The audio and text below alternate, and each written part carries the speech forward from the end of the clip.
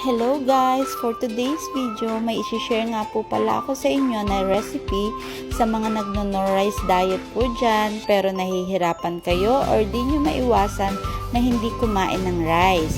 Ang cauliflower rice. So ito po ang ginagawa ko kapag kailangan ko ng magbawas ng timbang. Una, ginigiling ko po siya sa food processor or kung wala naman po kayong food processor, ay ginigrate ko po siya. Tapos, saka ko po siya ilalaga.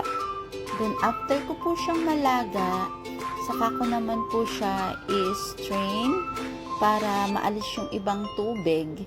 And then, doon po sa pinaglagaan, maglalagay po ako ng konting butter. And then, para ko po siyang ipa-fried rice para mawala yung mga excess na water. Then, it's done. So, meron na kayong cauliflower rice at hindi na kayong mag-crave sa kanin.